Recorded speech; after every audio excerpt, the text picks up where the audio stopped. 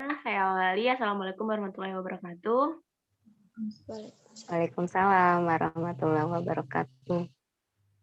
Selamat malam semuanya. Di sini saya mengucapkan terima kasih kepada teman-teman dan juga Ibu Winda yang sudah menyempatkan hadir dan juga mau untuk kami interview, kami wawancara dalam rangka menyelesaikan tugas kami. Jadi di sini kami dari mahasiswa Teknik Informatika ITERA 2018, kami diberi tugas untuk mewawancarai pendik salah satunya dan kami memilih Ibu. Jadi di sini kami terdiri dari 4 orang, ada saya sendiri Rasyidah Herawati dan juga beserta 3 teman saya, ada Feby Sartika, Iwang Nur Hakiki, dan Tamara Damayanti. Saya persilahkan untuk teman-teman saya memperkenalkan diri terlebih dahulu. Kepada Feby terlebih dahulu mungkin. Assalamualaikum warahmatullahi wabarakatuh. Perkenalkan, nama saya Feby Sartika dengan NIM 118140137 dari Teknik Informatika Angkatan 2018. Selanjutnya, Iwang. Assalamualaikum warahmatullahi wabarakatuh. Perkenalkan, nama saya Iwang Nur Hakiki, NIM 118140003 dari Informatika 2018. Dan yang terakhir, Tamara.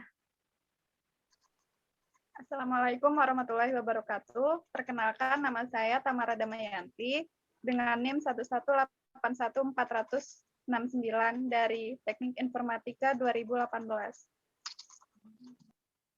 Baik, itulah tadi perkenalan dari kami. Mungkin dari Ibu bisa memperkenalkan diri agar kami lebih kenal dan lebih akrab. Saya persilahkan. Ya, Assalamualaikum warahmatullahi wabarakatuh. Waalaikumsalam warahmatullahi wabarakatuh. Ya, perkenalkan semuanya. Salam kenal. Nama saya Winda Prasetyani Utami. Saya guru pendidikan agama Islam dari SMP Negeri 4 Lambukibang.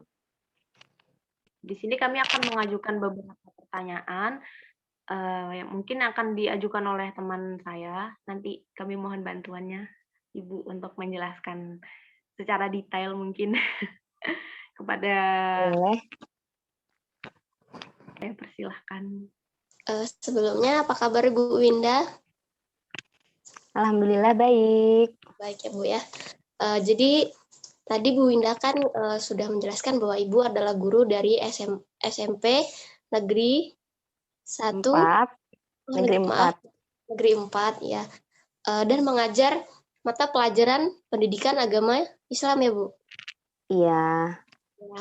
Kalau boleh tahu kira-kira kelas berapa saja ya Bu yang Ibu ampu dalam mata pelajaran agama Islam ini Bu? Kebetulan di SMP Negeri 4 Lambukibang itu guru pendidikan agama Islamnya cuma saya sendiri. Jadi saya mengampu 3 jenjang dari kelas 7, 8, 9 yang berjumlah itu ada 7 kelas. Baik. Ada 7 kelas yang saya pegang di sana. Ya, Lumayan banyak ya. Ya.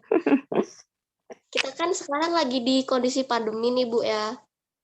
Dalam keadaan seperti ini, metode seperti apa Bu yang Ibu gunakan dalam menyampaikan materi kepada murid-murid Bu?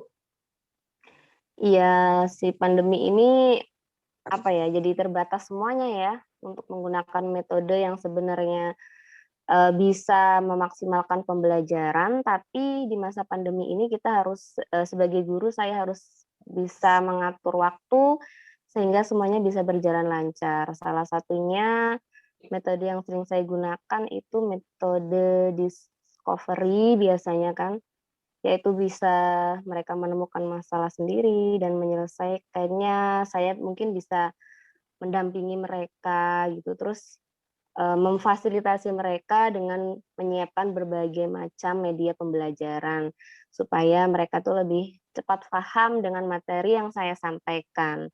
Apalagi di pandemi ini, waktu terbatas, jadi semuanya harus serba simple gitu. Salah satunya dengan media pembelajaran dengan bahan yang seadanya di lingkungan sekitar. Itu sih yang biasa saya gunakan. Ya, walaupun terjebak dalam pandemi, tapi tidak menyurutkan semangat Ibu untuk memberikan ilmu yang sudah Ibu dapat kepada murid-murid ya, Bu. Terima kasih. Iya sekali. dong, pasti itu. Selalu semangat.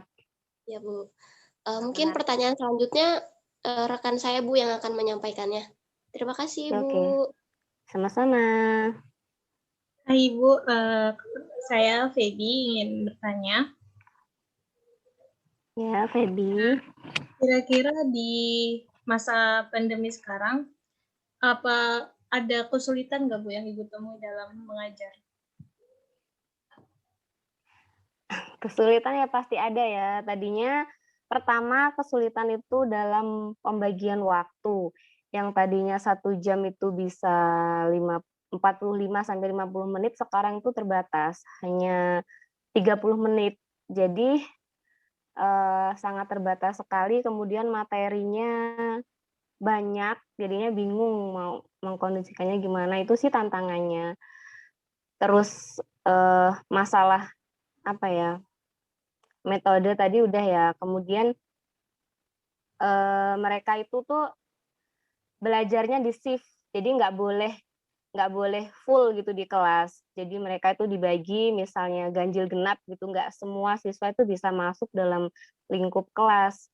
Kemudian memenuhi protokol kesehatan itu tetap memakai masker atau visal, jadinya semuanya serba terbatas, tapi tidak menyurutkan sih langkah kita untuk tetap belajar. Itu tantangan-tantangannya. Berarti yang sekolah yang Ibu ajar sekarang belajarnya secara offline ya Bu? Ya, tetap tatap muka, tapi dengan mematuhi protokol kesehatan. Karena di pemerintah setempat diizinkan untuk tatap muka. Di wilayah kami itu masih zona hijau, jadi boleh tatap muka. Iya, Dari alhamdulillah. sebelumnya kan Ibu sempat bilang materinya banyak ya. Kira-kira ada cara dari Ibu sendiri supaya murid-muridnya itu bisa nerima gitu dari materi yang ada banyak gitu? Sekarang itu kan belajar itu pemerintah kan lagi mencanangkan program Merdeka Belajar ya. Jadi sebenarnya materi banyak itu bukan patokan sih, tapi terkadang guru kan udah jadi momok gitu. Gimana sih cara menyelesaikannya? Padahal siswa itu kalau menurut Pak Mas Menteri yang sekarang tuh harus bisa paham dulu, baru bisa melanjutkan ke pelajaran selanjutnya. Ya apa ya?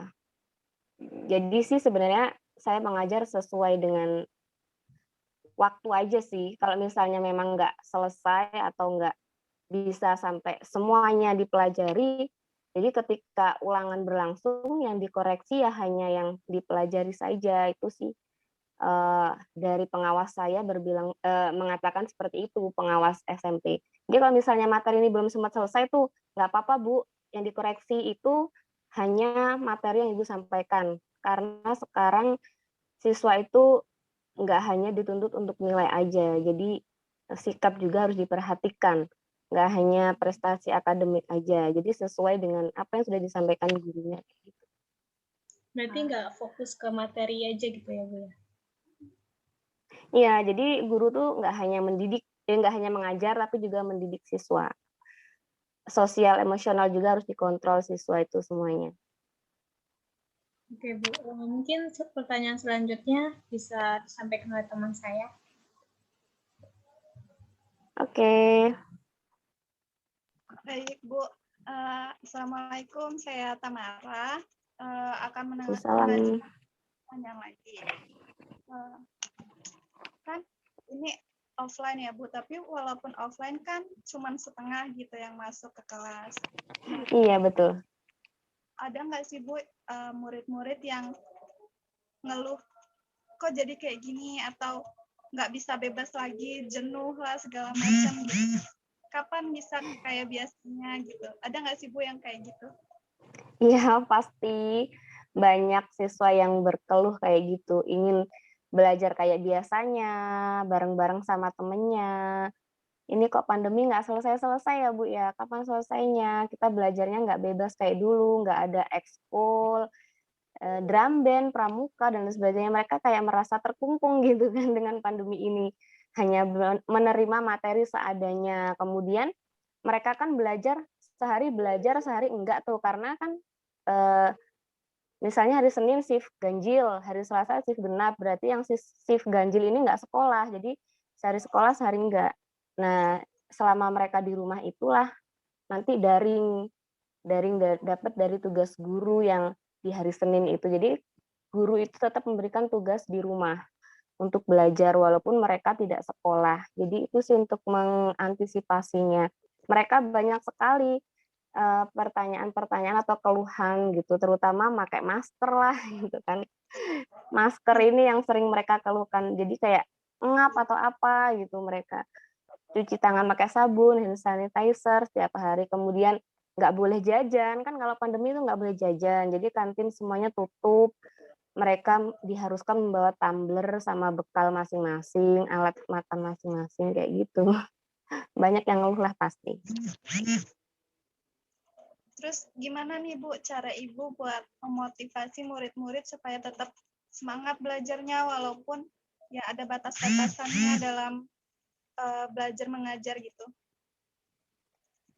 Cara memotivasinya ya saya selalu bilang sama mereka, tetap syukurin aja dengan keadaan yang ada sekarang ini.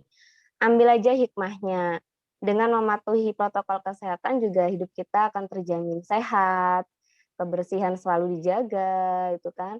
Terus jangan ada pantang menyerah untuk terus mencari ilmu pengetahuan.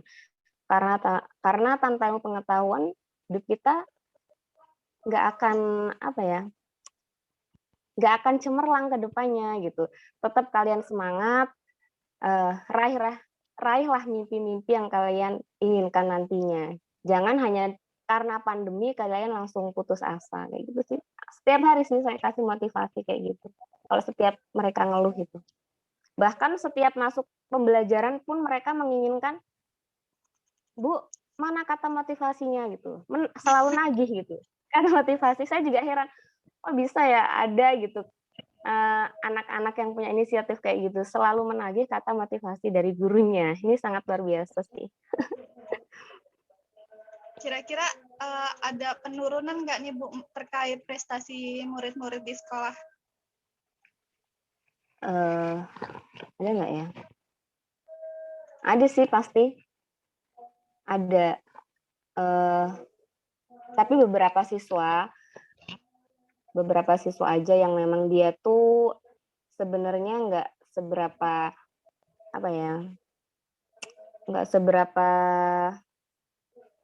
minat belajarnya tuh kayaknya agak kurang gitu, ditambah pandemi ini malah tambah berkurang. Ada tapi nggak semuanya. Ibu, itu aja kalau dari saya, mungkin bisa dilanjutin ke Hela ya. Makasih Bu. Sama-sama. Jadi menarik sekali ya Bu, sepertinya yang kegiatan Ibu walaupun masa pandemi ini. Tadi yang menurut saya menarik sih yang motivasi ya. Jadi ternyata tuh setiap kebanyakan siswa Ibu tuh meminta motivasi gitu dari Ibu, itu menurut saya cukup menarik ya Bu. Berarti tuh kayak interaksi Ibu dengan murid-murid Ibu tuh lebih dekat gitu. Jadi mereka tidak merasa, walaupun dengan guru, tidak merasa canggung gitu. Jadi seperti ada, oh guru saya tuh seperti bisa menjadi motivator juga untuk saya gitu. Menarik sih itu Bu menurut saya. Iya. Kan tadi Ibu sudah menjelaskan banyak sekali nih tentang mengajar di masa pandemi, metode apa saja yang sudah Ibu lakukan untuk mengajar. Selain mengajar di sekolah sekarang itu, apakah ada kegiatan lain Bu yang Ibu lakukan? Ada kegiatan lain yang saya lakukan. Boleh diceritain Bu, apa kegiatannya? Jadi selain saya mengajar di sekolah, saya juga itu berperan menjadi guru penggerak Kabupaten Tulang Bawang Barat. Jadi guru penggerak di Kabupaten Tulang Bawang Barat. Guru penggerak itu apa ya Bu? Guru penggerak itu adalah guru yang selalu menginspirasi muridnya, guru yang selalu memberi motivasi muridnya kepada dan teman-temannya yang ada di sekolah, selalu ingin membuat perubahan yang lebih baik. Itu sih guru penggerak. Nah, guru penggerak itu adalah program pemerintah Kabupaten Tulang Bawang Barat yang sudah berdiri 3 tahun ini. Jadi saya tuh guru penggerak angkatan kedua. Programnya ngapain aja? Programnya tuh banyak banget sih di guru penggerak ini dan sangat mengasyikkan. Nah, jadi dari awal itu memang udah penasaran sama guru penggerak. Aktif jadinya tuh gurunya. Banyak kegiatan di luar sekolah. Itu. Ada yang ditanyakan lagi tentang guru penggerak? Selama ini kegiatan Ibu di guru penggerak tuh yang paling berkesan tuh apa aja, Bu? Yang nggak terlupakan gitu. Menurut saya sih rangkaian kegiatan guru penggerak tuh semuanya berkesan. Nggak ada apa ya, nggak ada momen yang bisa dilupakan. Dari mulai daftar aja kita tuh udah berkesan. Jadi cara daftarnya tuh beda kayak daftar sekolah atau daftar pekerjaan lainnya. Jadi guru penggerak itu tuh dari daftar kita udah ada esai. Esai itu adalah kegiatan yang pernah kita lakuin dan sebagainya. Setelah itu nanti ada seleksi, berkas, penerimaan. Nah, kalau kita sudah diterima itu ada pelatihan apa? Lokakarya, guru penggerak itu selama 1 minggu. Setelah itu ada pelatihan fisik. Jadi ada pelatihan fisik dan mental. Jadi benar-benar guru penggerak ini dilatih fisiknya untuk menjadi guru yang selalu semangat, kemudian gesit, cepat, tanggap gitu, peka. Jadi kita dulu waktu pelatihan guru penggerak itu sempat di Lanut sih. Lanut itu adalah apa ya? Lanut itu pelatihan tentara itu ya. Tentara-tentara kayak gitu. Jadi tuh kami aduh ini pengalaman baru banget nih di sini. Kok bisa ya sampai ke sini mau ngapain gitu. Ini kan pelatihan tentara dan benar-benar kita di sana tuh dilatih kayak mereka. Jadi ya kalau masalah guling-guling di tanah, kemudian merangkak-rangkak di tanah itu udah hal biasa setiap hari hampir kami lakukan. Seru banget sih pengalaman di sana. Makan aja pakai hitungan, kemudian minum kebersamaannya tuh dapat banget di sana. Jadi kita selain untuk mendidik mental, kita juga dilatih untuk kebersamaan. Nah, setelah itu apa yang dapat dari sana? Kita terjun ke sekolah, itu kita benar-benar harus siap untuk membawa perubahan baik untuk Tulang Bawang Barat. Perubahan-perubahan itu dimulai dari perubahan kecil, dari mulai kolaborasi dengan guru, kemudian mendekati siswa dengan cara-cara yang memang kami tuh ada buku panduannya. Bahkan Tubaba itu menyiapkan modul Nenemo SSL. Modul itu berisi tentang hal-hal baik yang harus dilakukan oleh guru yang ada di sekolah itu berinteraksi dengan murid atau dengan guru atau kepala sekolah. Jadi sekolah itu benar-benar kayak keluarga gitu, saling mendukung, saling melengkapi, saling maju bersama. Nah, itu semua digerakkan oleh guru penggerak. Jadi kita tuh sering mengadakan pelatihan yang background-nya tuh apa ya? Pelatihan yang menarik, kemudian selalu mengutamakan kepentingan bersama. Banyak lagi nih cerita serunya, panjang pokoknya. Sepertinya menarik sekali ya, Bu, ini cerita tentang guru penggerak ini. Kalau boleh kami tahu, penggerak itu tuh hanya terdapat di setiap sekolah, setiap kabupaten, atau bagaimana ya, Bu? Sementara ini yang sudah berjalan itu di Kabupaten Tulang Bawang Barat. Jadi Tulang Bawang Barat itu mengutamakan guru honorernya untuk menjadi guru penggerak. Seandainya guru penggerak ini dia mendaftar CPNS dan lolos, itu jadi dia harus keluar dari guru penggerak. Jadi benar-benar mengutamakan guru honorer. Ada sih apa namanya apresiasi dari pemerintah tiap bulannya, ya walaupun nggak besar tapi lumayan lah.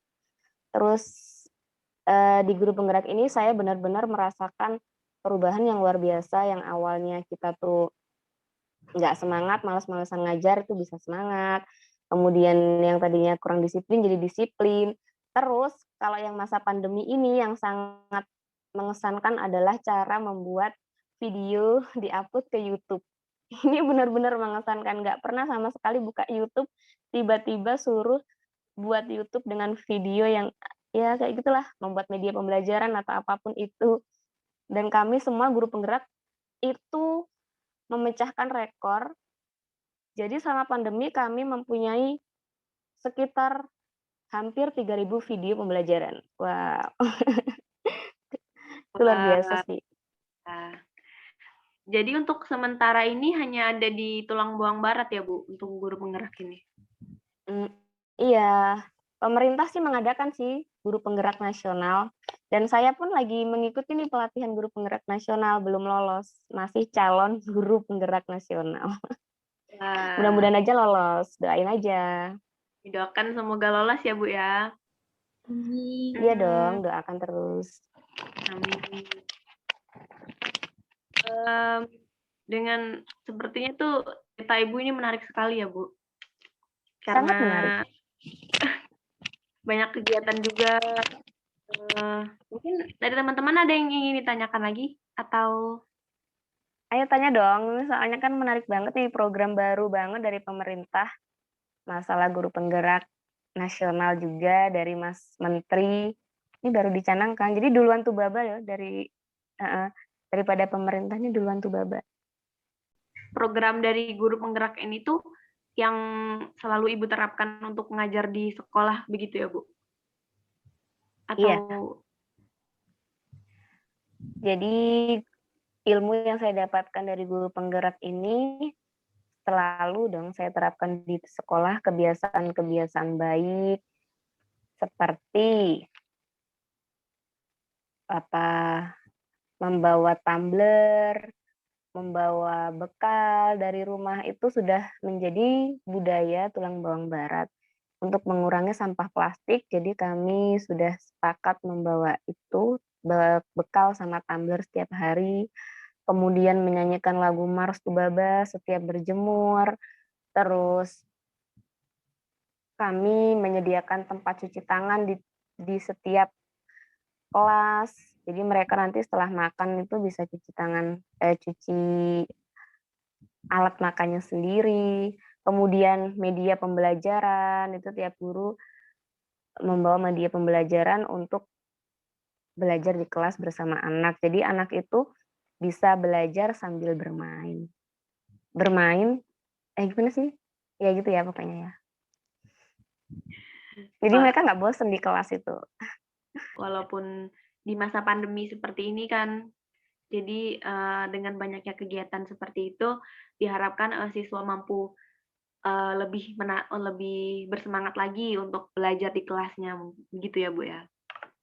Iya, memang guru tuh harus punya inovasi-inovasi baru yang menarik semangat siswa, selalu membuat minat siswa belajar itu selalu muncul gitu tiap hari.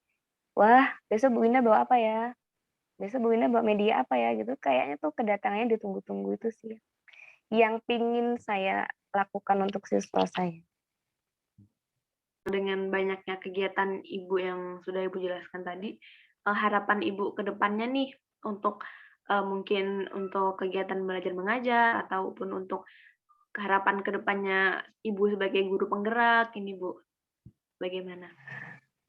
Harapan ke depannya sih, karena saya sebagai pendidik, harapan ke depannya itu semua pendidik itu kalau bisa dia itu berpihak pada siswa sehingga nanti siswa tuh punya dampak positif dari pembelajaran yang mereka lakukan setiap harinya bersama siswa. Jadi dengan demikian siswa itu merasa tidak tertekan ketika di dalam kelas. Tujuan kita mengajar itu apa sih? Tentunya membuat siswa senang, membuat siswa bahagia, nyaman itu dulu kan.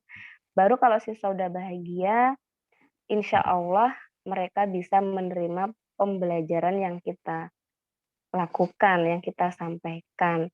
Kemudian mari kita wujudkan pendidikan di Indonesia ini menjadi pendidikan yang merdeka, yang memunculkan pelajar Pancasila, seperti yang dicanangkan oleh Menteri Pendidikan Indonesia, yaitu Nadiem Makarim.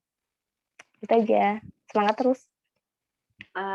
Terima kasih Ibu, harapannya luar biasa sekali ya untuk kedepannya. Mungkin itu saja Bu, yang dapat kami tanyakan. Kami berterima kasih sekali atas waktu yang Ibu berikan, pengalaman yang Ibu berikan, lalu ilmu yang sudah Ibu berikan juga. Semoga kedepannya Ibu diberi kemudahan dalam mengajar siswa, dan semoga semua urusan Ibu diperlancarkan. Amin, sama-sama. Semoga kalian juga dipermudah untuk mengerjakan tugas-tugas kuliah seperti sudah. Amin. Mungkin itu saja Bu dari kami. Kami minta maaf sebesar-besarnya jika ada kesalahan kata ataupun kesalahan yang lainnya. Dan saya akhiri. Wassalamualaikum warahmatullahi wabarakatuh. Waalaikumsalam warahmatullahi wabarakatuh. Terima kasih, Bu. Coba. Oke.